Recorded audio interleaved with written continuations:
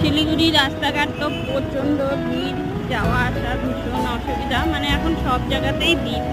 তো এখানে মানে রাস্তাটাও ভাঙা ভাঙা আছে, জল কাদা, এখন তো বৃষ্টির দিন, অনেক জল কাদা জমেছে, আর গাড়ি চালাতেও ভীষণ অসুবিধা হয়। পুজো দিয়ে এখন বাড়িতে যাচ্ছি। এটা হলো আমাদের শিলিগুড়ি ভেনাস।